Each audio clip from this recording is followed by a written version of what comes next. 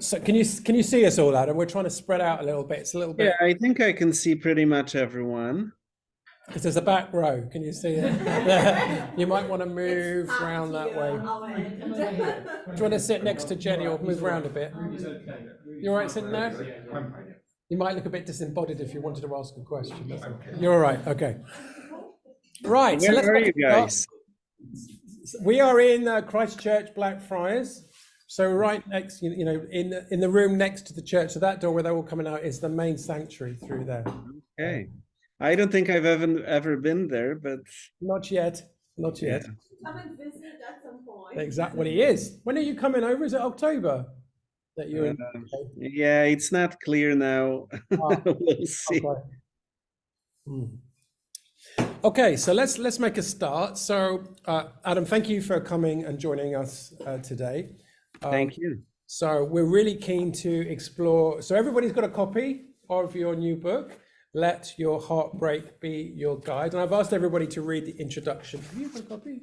Yeah. So everybody's read the introduction. It'd be really good if you want to talk about the book, why you wrote the book, what it's with the theme, then you and I will enter into a bit of a conversation and then we'll open it up. Is that okay? And what time have you got to finish by, Adam, just so that we know? It's now 3 o'clock, so I have an hour. Great, perfect. Okay. So let's make a start. So Adam, why write this book? So just so you know, we've just read a book which was based on looking at St. John of the Cross, which kind of left us slightly hanging on the edge of a cliff. Which book was it? Which book was it? Can you remember what it was called? I've forgotten. We've all blanked it out completely. Was it Impact of God? Yes, it was. That's it. Yes, well done. You win the award. Well done. I'm impressed by that. So we thought we needed something practical, something to kind of follow on from that. And the title grabbed us, and I've read it roughly. So I just thought it'd be a really good book for the community here to engage with. Just so you know, we're made up of members of and participants of the new monastic community here and those on the edge of it, and there will be other members joining in from the church later on. So that's who's here. Okay. So why write the book, and what was your aim for this book? It's really good to hear you. Yes. So thank you, first of all, for this opportunity to share, and thank you for engaging with the book. I'm a big fan of Ian and the wonderful work that he's done in England in really building up and establishing new monasticism. So he's made it much easier for us in the US to kind of claim that. So I'm very grateful for that. In terms of this book, it happened a little bit by accident, in a sense that I'm based in New York. When the COVID-19 pandemic happened, it was sort of very difficult to discern what to do. Overnight, all of our churches were closed. All of our ministries were shut down. New York City became an epicenter. Within days, we had, like ice tracks with dead bodies and etc. And so where I am in my community, we just decided to stop and to listen, because it seemed like a lot of people online, whoever was teaching contemplative prayer, priests were, like doing masses on their kitchen tables. Everyone was just like, after a while, I was wondering, where will they find people to participate in their programs? It just seems like everyone was sort of trying to be relevant for, and somehow play a role in supporting what was unfolding. And so we stopped and listened, and then within a week, we were able to establish online worship, online contemplative prayer. And also because we're on Long Island, which is sort of an island that starts with Brooklyn Bridge and goes all the way to Montauk Place. It's quite a few miles, takes about 3 or so hours to drive from one end to the other. And we have a lot of country clubs and yacht clubs, and all of those workers were living together. on those properties, but no one was working. So we made some connections and decided that we're gonna raise some money and try to put those people back to work, and start serving meals to hospital workers who were essentially working 24/7 without, having access to food because all the cafeterias were shut down. And as we were doing this service, we kind of had to find words that would allow us to just speak to people in such a way that they could connect with some sense of God's presence in their lives. And this book, in a way, the initial draft of this book happened as a result of, it's basically based on different sermons, different reflections that I offered on Zoom Church during that time. I tried not to be super prescriptive, but rather to use stories that I've experienced in my life, stories connected to heartbreak, to difficulties, stories about losing and finding God. And so I tried to use those stories, combine them with some teachings from scripture and from some different contemplatives, and offered those reflections as a way of supporting people through this difficult time that we were going through. I did not intend for this to be a book, but then about a year later or so, an editor from Orbis Book asked me if I could send him some of those sermons, some of those talks. And then he proposed that we do a book, and I started re-editing and then rewriting some of them. So this way the book would feel more like a book of reflections rather than, sermons offered on a specific occasion. So that's how this book came to be. The goal for me was to really present a path of engaged spirituality that was specifically Christian, but also that could be open to people who are not so much maybe interested in institutional religion, but yet who are searching for an experience of purpose, for an experience of meaning and significance in their lives. And so that's how it came about. And then I end the book with a sort of a proposal for a rule of life for engaged contemplatives.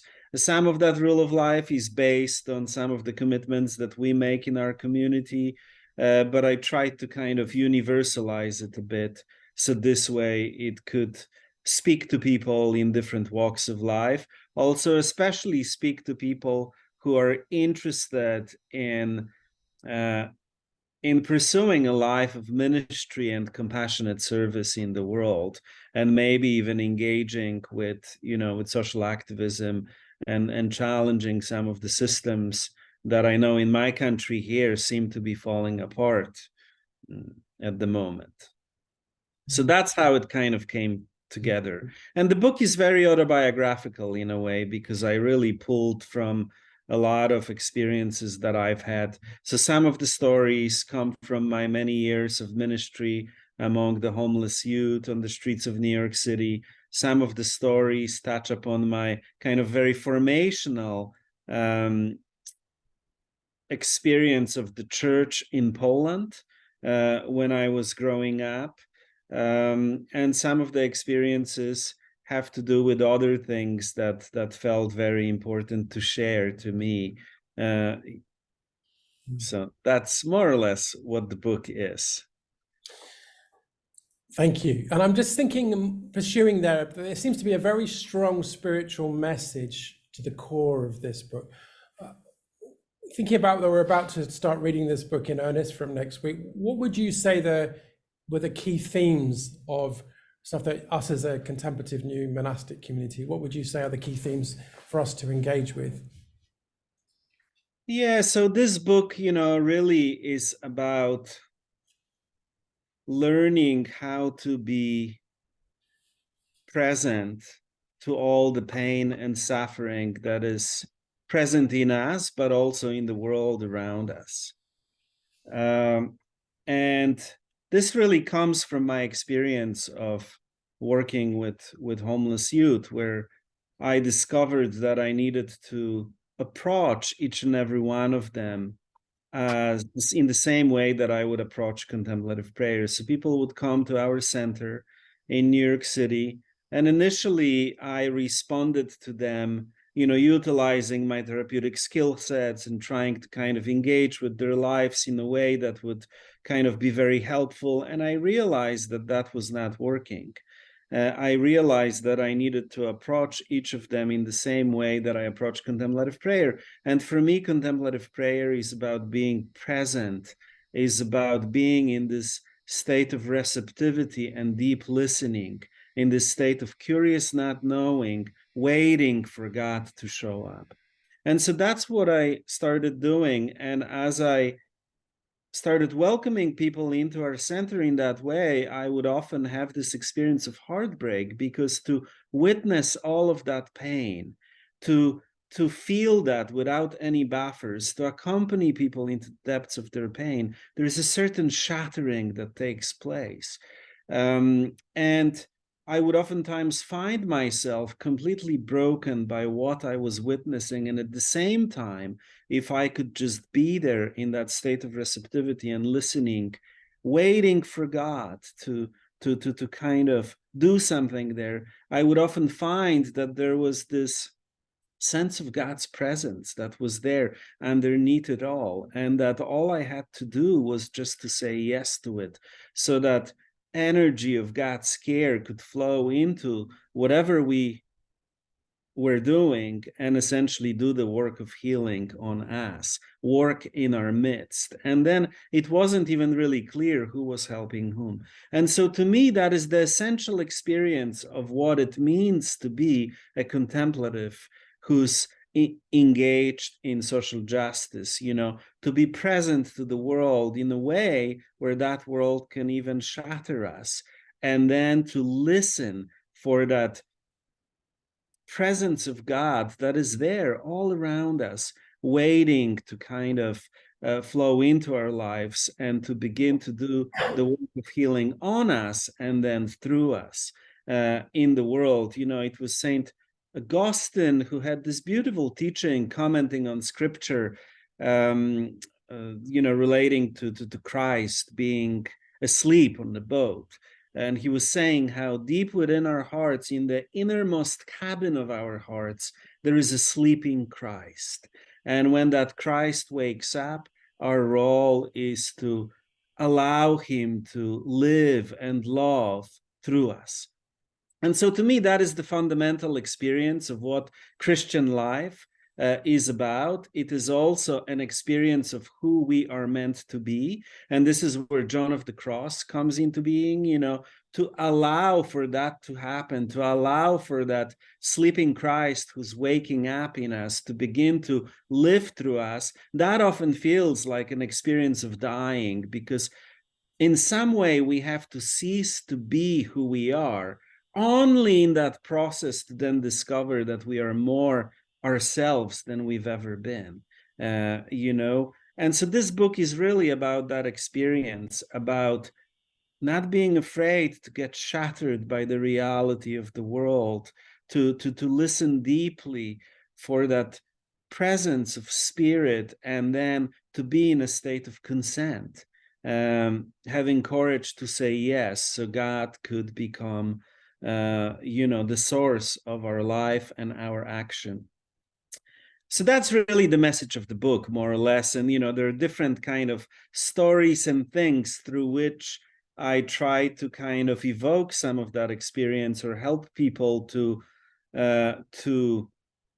touch different elements of their lives and their own experience of God that they've already had, but maybe they don't have the language to name it. I kind of try to basically almost do it in the form of an examen, where it's like when we name certain realities of our experience, it's like we can witness them again, sometimes for the first time, really. So that is really what the book is about. And I draw kind of heavily from John of the Cross, especially from that experience of the dark night, even though I don't talk about John of the Cross that much, but that is kind of the fundamental experience. And part of it is that that's what been present in my life, you know. I'm from Poland, and all of our saints, you know, are saints who suffer. So perhaps I have a predisposition for that, you know. Joy, I'm still learning how to do. Two follow-up questions, and then we'll open it up to Adam. So you touched on it there a little bit about St. John of the Cross. So if knowing you and your spirituality, this felt like a deeply Carmelite inspired book. What would you want? It seems to me that you're practically drawing on quite heavily on Carmelite spirituality and hence John of the Cross. Is there anything you would say particularly about what your hopes are in terms of opening up Carmelite spirituality? Yeah, so, you know, especially in the Anglican Church, Carmelite spirituality is sort of present, but not in a very explicit way. You know, you look at people like Rowan Williams, who's a scholar of Saint Teresa, and whom, you know, Carmelites in formation read and learn from. You look at people like Kenneth Leach or even Michael Ramsey, who have been really inspired by Saint Teresa of Avila and John of the Cross, and also the Sisters of the Love of God, who are essentially kind of in some ways Anglican Carmelites. But yet we don't necessarily name that somehow. And so I think that part of my desire is to make this spirituality a little bit more well-known, because I think that it has a very specific gift for our times. And I think that that gift is actually two different gifts now. Between Saint Teresa of Avila and John of the Cross, they give us kind of a map of the spiritual journey that is very sophisticated. Now, it needs to be upgraded slightly, you know, and viewed in the light of contemporary psychology. I mean, those, you know, saints lived in 16th century. They didn't have access to some things that we have access to. But nonetheless, I think it's still very, very helpful. In Teresa's case, the kind of image of an inner castle, with a central place where there is, you know, God's light there, Christ's light there, and how we kind of journey into that innermost part of ourselves. And then how when we do the spiritual work, that light can just shine through us into the world. And then John of the Cross, in terms of his experience of the dark night of sense and the dark night of spirit, I think that is very helpful. It gives us a very specific kind of trajectory in terms of what the spiritual life is about and what is the goal of spiritual life. And, you know, what John of the Cross talks about is really kind of a Western version of theosis. He's very clear that in his view, the goal of spiritual life is to become by participation what Christ is by nature. And I find that to be very inspiring, you know. And in Teresa's case, she talks about this kind of a mystical marriage and the union with Christ that each and every one of us is called to. So the first gift of Carmel is that kind of a map of the soul, map of the spiritual journey. The second gift of Carmel, I think, is being able to face the darkness of our present age, and to know what to do with it. And, you know, St. John of the Cross talked about it as an inner reality in terms of experiencing dryness, in terms of experiencing shattering. But then when you look at people like Gustavo Gutierrez and even Leonardo Boff, during the 80s in Latin America, they expanded that view into kind of more of a not just internal journey, but a societal journey. And I think that that is very helpful. And even in John of the Cross's case, I mean, a lot of this was triggered by the fact that he was engaged in reforming his religious order, and he was imprisoned by other Carmelites and tortured. So it's not like he had nothing to do with the kind of stuff that he was engaging in, in the world. So I think that's the second gift. The third gift of the Carmelite spirituality, I think, is that it's a beautiful kind of addition to the kind of classical Anglican Benedictine rhythm of life. I think that in order to be a good Carmelite, one needs to first become a good Benedictine, because Benedictine life gives us structure and a rhythm of life and a specific orientation of kind of of receptivity, really. Benedict says in his prologue, being able to kind of listen to life, listen to God with the ear of our hearts. But then what Carmel offers is that kind of next stage when you transition into silence. In the rule of Saint Benedict, there's very little actually that is being said about private prayer. He has a lot of instructions about how to do the office and etc., but very little. I mean, there might be, if I remember correctly, maybe just one line about private prayer. And I think some of it is Benedict assumes that people will be praying in a way that John Cassian advised and others, the few books that he recommends at the end of his rule in terms of what the monks should be reading. And I think that Carmel provides that way of prayer. It's really a tradition that goes back to the desert, it's a kind of, in a way now, contemporary manifestation of that desert tradition that tells us how to go into the desert of our hearts, how to be in silence, how to empty ourselves, and how to encounter Christ. But at the same time, Carmelite tradition is slightly different than, for example, centering prayer, which centering prayer is not very relational.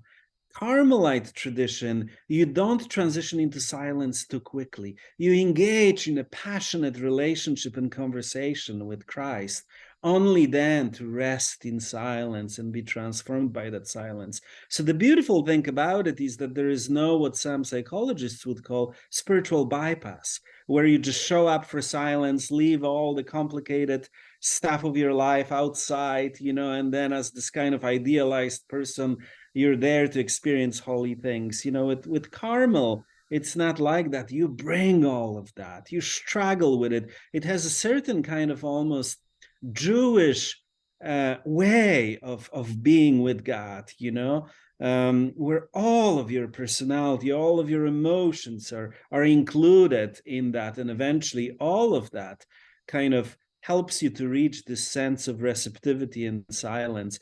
And contemplation in the Carmelite tradition, as it is in all Christian tradition, is a gift. So all of this practice is really just to prepare ourselves to be able to receive the gift that God is here to give us.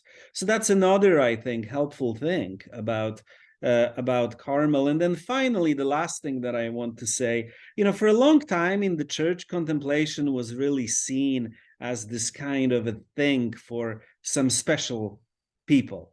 Even, in medieval times, I think if we asked many monastics about whether even diocesan priests, whether they could have spirituality, it would be up for a debate, it's the monks who are the special people, but Carmelites have this thing that I would call universal call to contemplation. Saint Teresa of Avila says, no, this gift of intimacy with God, it's a birthright of every person.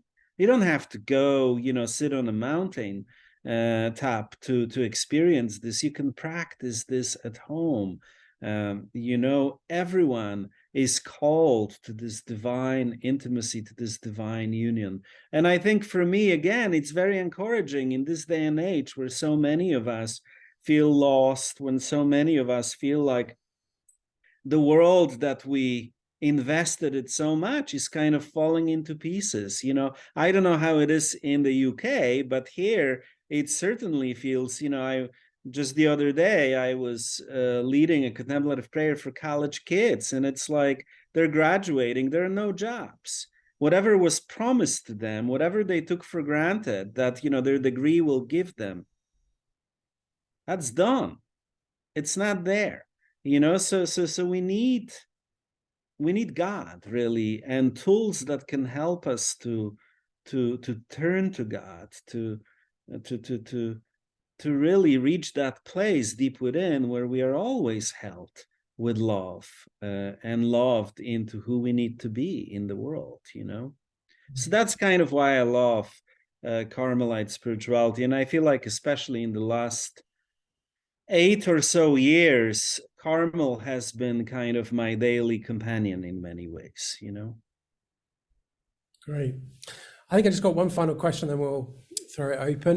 There was 2 themes I think I picked up. One was about the issue of loneliness, and I think many of us really struggle with loneliness as an issue, and that sense of disconnection.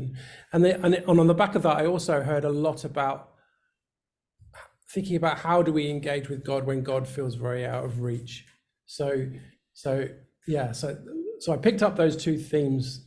But then, anything you would like to say about that as a final thing before we open it up? Yeah, I mean, I think loneliness is a real thing, especially in the last 3 years. I think for many of us, even if we, have partners and the way that we do life changed. I'm not sure if it's that way in the UK, but here it is.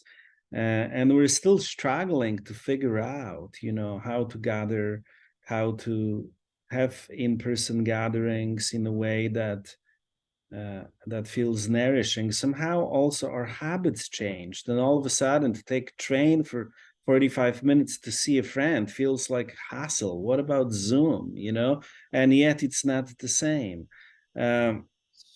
So I think that, that is a real thing. And I've always been encouraged by also someone that I quote in the book, by Henry Nouwen, who talked about the movement from loneliness to solitude as one of the key movements in spiritual life. If we stay in our loneliness phase, we will just most likely be using people as our little anti-loneliness devices. But if we can convert our loneliness into solitude, then real community is possible, because we can be in a different kind of a relationship, where our solitude can kind of give birth to generosity of heart, So I think that's what I would say in terms of loneliness, in terms of, kind of turning to God, who seems out of reach. I mean, again, that is a very complex one, because at least in a Carmelite school of spirituality, dryness and us feeling like we've lost God sometimes is actually a sign of spiritual progress. And I can unpack that a little bit, but I remember, back in the day when I used to travel quite a bit and lead retreats, especially for young people, mostly in places that are kind of spiritual but not religious, like, in England, that would be like places like Schumacher College, or I remember once I led something at, Alternatives at St. James. It's basically like not really for people who are in the church at all. In fact, some of them dislike the church. But I remember, people would go from retreat to retreat and sometimes have powerful experiences with different, teachers, kind of exploring, looking for something that could give them that sense of God's presence in their life. And then oftentimes they would hit the wall. And that meant that they had to change the teacher, change the community, or, get into psychedelics or whatever, something that would give them, that experience. And we have to be very careful about it. And that's why understanding the spiritual map is very important, because in the Carmelite tradition, actually, the first stage is the stage of falling in love with God. But then as we progress, we hit dryness. And John of the Cross is this very beautiful kind of metaphor where he says, he talks about a mother who's feeding her baby, breastfeeding her baby. And the child feels very loved and very close to her. But then there comes a time when the mother needs to put the kid on the floor and just leave him there so he can develop some muscles to be able to stand on his own. And John of the Cross says that's exactly what happens in spiritual life. We have this experience of presence, and then we hit the wall, and it feels like maybe we've done something wrong. And he has specific kind of points to help us diagnose why are we feeling the dryness. But in some ways, it could be the experience of the dark night, which means that actually we're making progress. God is taking us deeper. It's just we haven't yet developed the spiritual senses to perceive that presence yet, and I think that, some of us are feeling this kind of a thing right now, like we've lost God, like maybe we've had God, but as a result of all the changes around us, something is happening. And I think that, in the book, I try to offer thoughts, stories, and also spiritual practices and kind of a general orientation that can help us to start paying attention, I hope, even in those experiences of dryness, even in those experiences of desolation and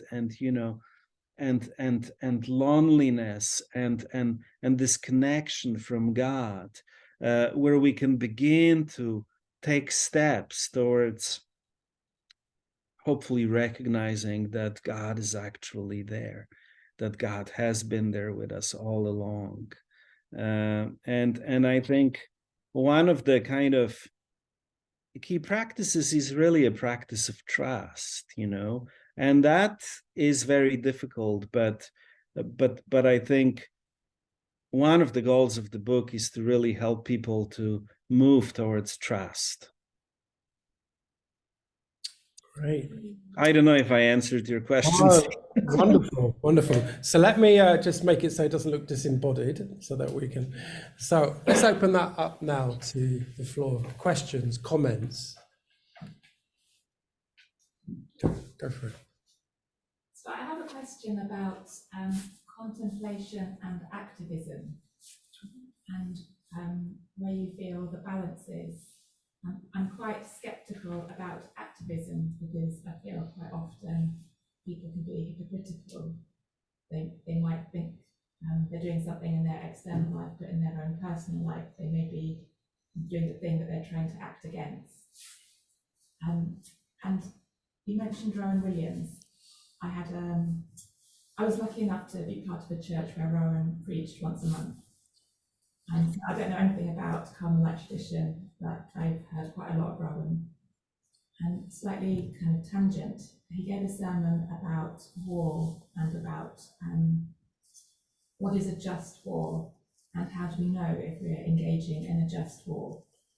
And his advice was to look at the conflict within and to deal with that conflict within first, with contemplation, before looking at conflict outside of us, and then spend at least as much time looking at the internal conflict as external conflict. And I just wondered if you had any kind of thoughts around that. Yeah, thank you for that wonderful, really reflection.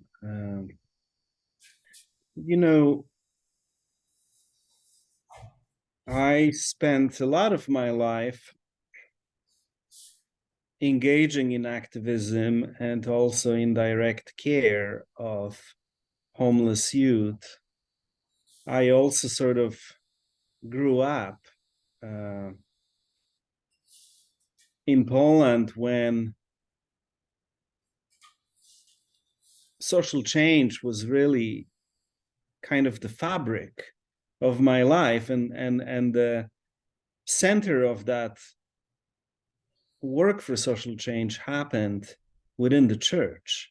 Priests were being killed for speaking truth to power, and etc.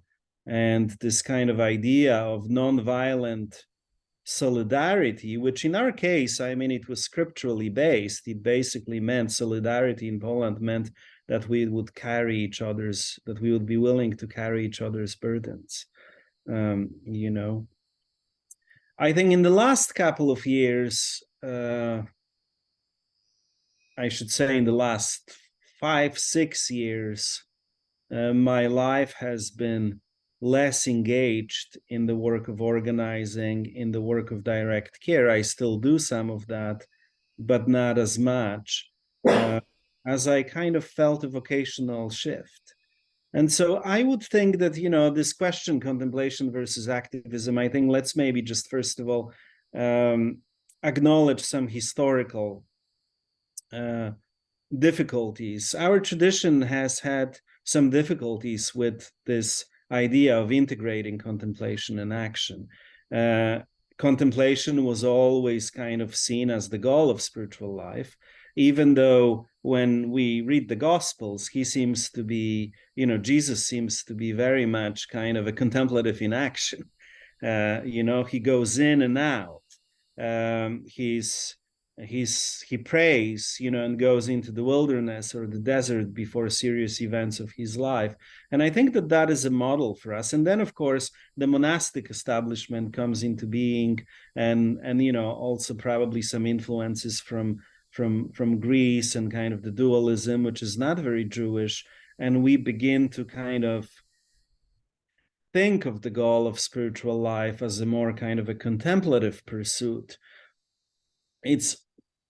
It's not until really Meister Eckhart, who has this kind of a wild interpretation of the story about Mary and Martha, where he flips it on its head and says that, you know, Martha was actually more advanced than Mary, because she was able to be both, you know, to be engaged in contemplation and also to be very active. Now, that kind of goes against the tradition, and I'm not sure how he sees that in that story, but it's very interesting that he does that.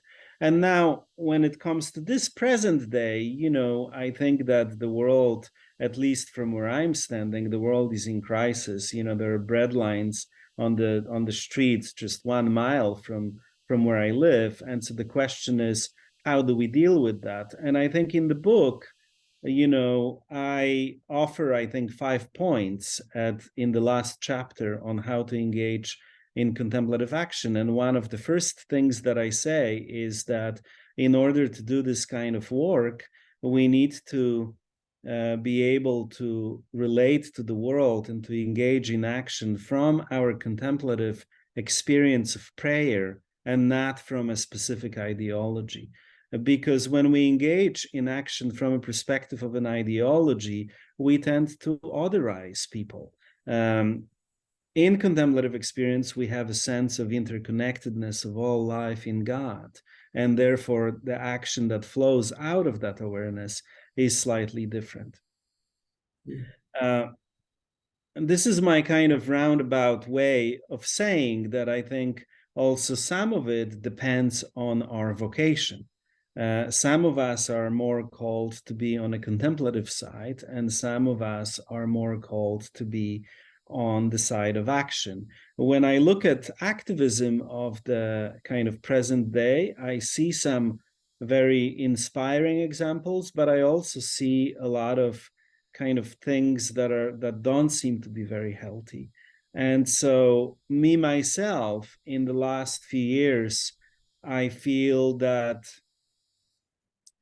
I've moved away from the work of organizing, in a sense, not because I don't believe in it, but rather because I think that we need to change some fundamental things in us. You know, most people I know who teach contemplative prayer, who teach activism, you know, who kind of are proclaiming a different way of living and a kind of a dream for a new society. Most of them are kind of living in old ways, meaning the relationship to time is very specific, the relationship to money is very specific, the relationship to the systems that are often oppressive is very specific. and the relationship to overfunctioning is specific. And I think that we need to shift all of those patterns, because without that, I'm not quite sure if our activism or our presence in the world will be just as effective. And so I think I would agree with Rowan Williams that, you know, it needs to always be half and half, that we need to do our inner work and allow for the fruit of that to kind of manifest in the world in a way that is kind of in line with our vocation. And our vocations differ, and also evolve. For a long time, my vocation was to be on the streets. Now it's not necessarily to be on the streets. That's kind of, I feel like I just blah, blah, blah, blah, blah, and didn't say anything. Great. That's the best I can do at the moment, I think. Sorry about that. Thank you. Can I ask a quick question? So I'm just wondering, it really spoke to me how you describe the dark night as actually a period of dryness where God often can feel absent, and I can very much relate to that. So what would you recommend in terms of, you know, the different practices that you mentioned in the book? And I do have to admit, I'm only in chapter 3 right now. So in order to, you know, find our identity in God and, you know, to figure out what is our, what we call vocation or calling in God, what, apart from the daily rhythm of, you know, prayer and everything, has helped you in particular to find your vocation? Yeah, thank you for that question. I think in terms of the daily rhythm and stuff, can you hear me? Because I feel like it froze. Oh yeah, thanks. You know, the first practice that I would recommend, and all of that is sort of present in the last chapter, would be to work on a specific rhythm of life. And I know, you know, Ian is sort of the person who pioneered even that language of rhythm of life, in terms of really helping people to have a rhythm of life with, you know, where we can sanctify the hours of our day, so to speak. I think it's very important to have a daily practice of contemplative prayer. And when I say contemplative prayer, I would recommend something that maybe will not seem contemplative at first, and that is to kind of come to God as you are, to name all of the stuff that is present in you, all of your emotions, all of your suffering, also all of your joy, all of the gifts, and then to just engage in a conversation with God, a heartful conversation with God, where all of those feelings that you're bringing can become prayers, where you know, you're not just saying prescribed prayers, but where whatever is coming out is a cry of the heart. And you know, it's Teresa of Avila who said that contemplative prayer is it doesn't need to be complicated. It's like an intimate sharing between two friends. It's like spending time with the one who we know loves us. And as we kind of bring all of that to God, as we engage in this kind of conversation with God, and to do it in the right way, sometimes that means that there will be tears, you know, and then just simply resting in God's presence. Resting in this state of receptivity and listening. If you like centering prayer, you can use the prayer word, you know, that kind of brings you back to that kind of posture of receptivity and listening. And so I would recommend that one has that at least once a day, ideally twice a day, where it's a very kind of personal way of spending time with God. This can also be supplemented with Lectio Divina. So, for example, we can bring all of that stuff to God and then go to the passage of Scripture. I just like to use the Gospel that's assigned for the day. And then we read the passage of Scripture, you know, with our hearts, not for information, but for inspiration, trusting that God can speak to us new words, even through those very familiar stories. And the image that I like, which I think comes from one of the founders of the Centering Prayer movement, Father Basil Pennington, is like in the ancient times in the desert, pilgrims would walk on foot for many days sometimes to go and see some elder to get a word of life from them, a word of wisdom. In the same way, we can talk to God about what's present and then ask God for that kind of a word of wisdom and instruction, and then just simply turn to the gospel. And then after that, engage in a conversation with God about what we're hearing, and then again, rest in silence. It's a very informal way of doing Lectio, but I think that it works quite well. And in fact, the monastic way of doing Lectio, which is the older one, didn't necessarily have those specific 4 steps. This one includes those 4 steps, but in a kind of more improvised way, So that would be a very important thing to do, to have that once a day, sometimes twice a day. In addition to that, I would recommend every month to do what I call in the book the Desert Day, where, what I like and what I prescribe in the book is once a month to fast on bread and water and to just simply spend time alone in prayer, in reading of scripture, simply waiting for that word of life from God. And then, of course, all of that needs to be done in the context where we are in spiritual direction. And in my opinion, even though I personally don't necessarily practice Ignatian spirituality in a way that is my primary foundation, I do have an Ignatian spiritual director, and I think that that's actually one of the best ways of spiritual direction that I've ever been exposed to. So all of that needs to be done in the context of spiritual direction, where we have someone with whom we can process our experiences, someone who is perhaps a little bit further along on the path. And then finally, it's important to connect that to the daily office, the Eucharist, and a small community like you're doing now. I think, in many ways, there's so much conversation about how to renew the church, all the new marketing campaigns and rebranding. In many ways, Christian path is very simple. It's about gatherings like this one where we can sit together, break bread, perhaps celebrate the Eucharist, bring what's on our hearts, and then listen for instruction, from the gospel, but also from each other. That's the Christian path as far as I am concerned. And then, of course, developing the daily rhythm and etc. And so that would be my kind of recommendation to get started on that. And then, you can add other things like a retreat and all that. Thank you, that's really helpful. Can I push you a bit and sort of say something that perhaps challenges? I would love that.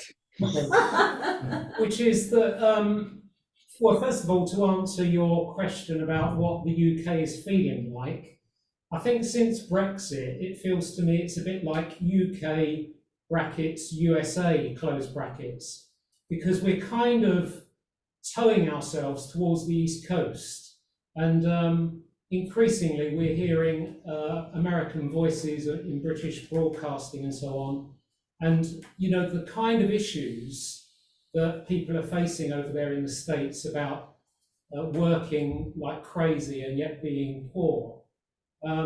Increasingly, economically in this country, everyone is being dumbed down. Basically, we're becoming low wage. And, what I really want to get to is your thoughts at the moment about what I would call methodological issues. Because it seems to me that your book... Keep it on the book, yeah. Yeah, your book is very much based in quite a sophisticated theological understanding, which you've kind of evidenced to us in your response and in your descriptions. the question that you get to in your book, in a way, is how will we respond to the systemic issues? How will we respond to the fact that, you know, in the States and perhaps globally, the world is going to hell in a handcart? And you quite sincerely say about things like fasting and so on. And that, of course, speaks to the individual personal response that we've spent quite a lot of time talking about now.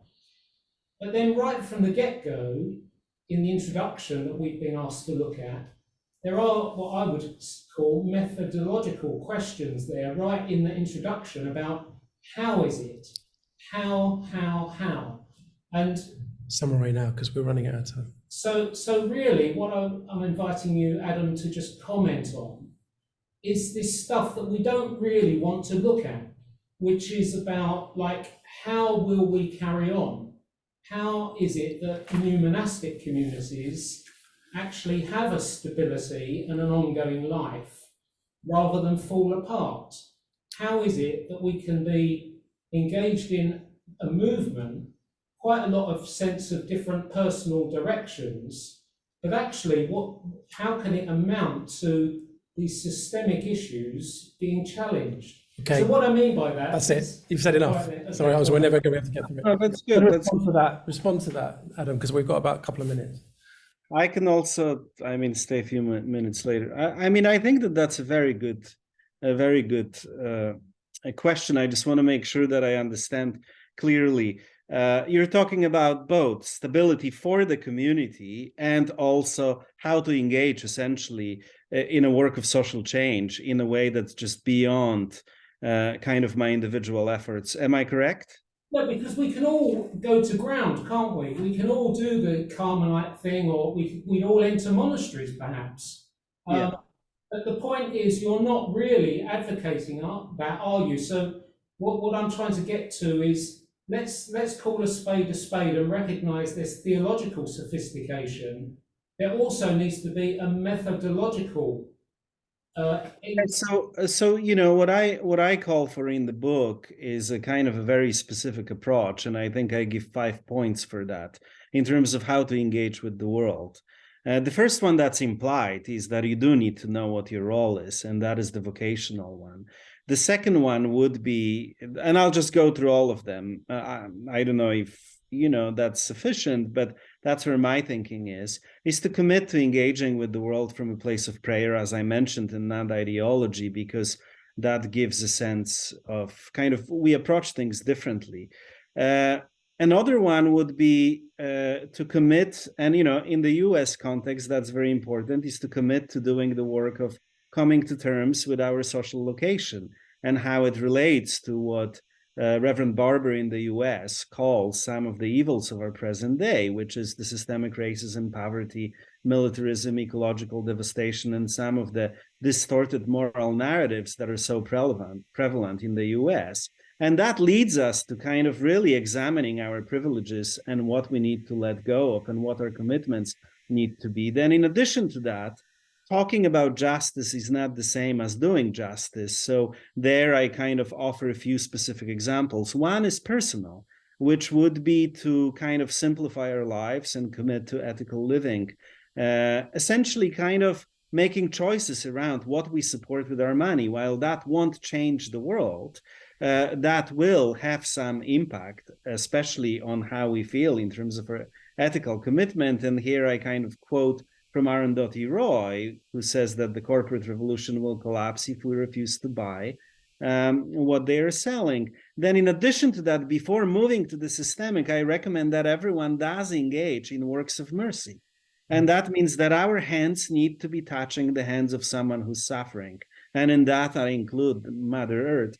And I say that for a specific reason, because I think that a lot of big thinking about social change oftentimes doesn't make space for the people who are most affected by the difficulties, simply because it's detached from reality. It happens on an intellectual, big picture level alone. And then the final thing that I mention in the book is that we do need to work with social movements, because changing our spending habits or serving others is only part of what is needed. Our lives and relationships do not happen in a vacuum, but rather within systems and institutions that kind of have their own crooked logic and are in need of massive changes. So for me, that is kind of the proposal, where we commit on specific levels with an understanding that each of our vocation will mean that probably some of those will be dominant in our kind of way of showing up in the world. But I do think that all of them are important, from our simplifying our lifestyles and changing habits to serving and engaging in direct service to actually engaging with specific social movements. And in the US, what I really recommend for people in terms of social movements is the momentum methodology for social change that was developed by one new monastic. His name is Paul Engler, and he wrote a book that came out a few years ago called "This is the Uprising: How Nonviolent Revolution will transform the 21st century." And now most of the social movements in the US are using that methodology of social change. And I think the brilliance of what they're proposing is that they are putting in conversation methodologies that normally are in conflict with each other. In other words, people who are working on building alternatives are usually in conflicts with people who work within politics. People who work within politics are often in conflict with people who want to build alternatives. The people who are working within the systems are being dismissed as sellouts, while people who are working on alternatives are being dismissed as not being practical.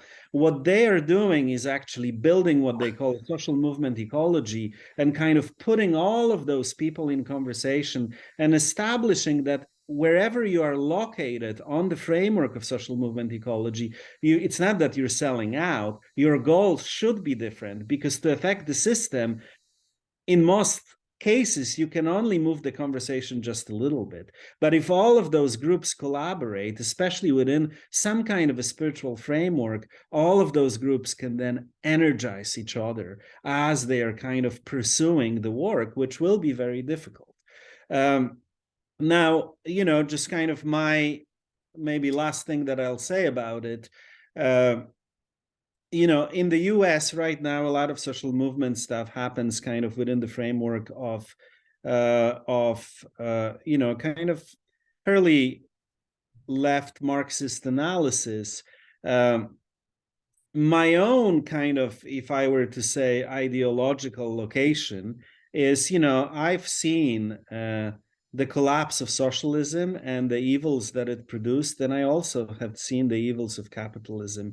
In Poland, I was part of the anarchist youth movement that had a very kind of strong mutual aid and kind of reciprocity culture kind of terminology. I think it's very important for spiritual people right now, and I say spiritual people, not just Christians, to not be afraid to say that the frameworks that we have are not necessarily sufficient, and that we need to do better than that. Than what we've tried in the past. And I know that that is very impractical, but the difficulty, like even with some of the activism that I'm seeing in the US, is that eventually, Marxist analysis spill over into the view of human nature. And when that spills over into the view of human nature, and when we accept that there is no deeper reality except what's socially constructed, then the difficulty is that things like forgiveness don't make sense. Things like reconciliation don't make sense, because all we have is just a power struggle and nothing to fall back on, which means that all we can do is fight with each other in terms of who's going to be on top. And so I think as spiritual practitioners and as Christians, we have to, I think some of the Marxist analysis are very helpful, but as a whole, I don't think that it is sufficient. The view of human nature and everything else for us, I think, needs to come from the gospel and from some of the pioneers from our tradition who, I think, pioneered a way of talking about justice that is not disconnected from mercy. So that's kind of where I'm at. Maybe I've said too much, but... Oh, no. It's a whole subject on itself around activism. Adam, thank you so much. We've run out of time because we've gone well out of time and people need to leave. Do you want to say one thing as a comment? I just wanted to say thank you. Oh, yes, by all means, please. I just wanted to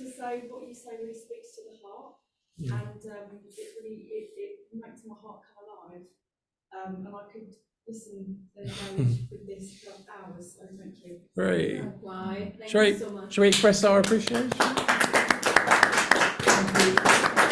Well, thank you so much, and it's been fun to. I'm hearing, Adam, thank you for the introduction to this book. That's really helpful. I'm hearing that there is a whole subject around change and society and activism, this call to contemplative action to look at. We might want to come back to you and talk about that on another occasion, because I think that's Happy a to do that. subject itself as well. So we'll see where that leads. But for the moment, Adam, thank you very much. Thank you. And we'll catch up soon. But thank you for doing All this. righty.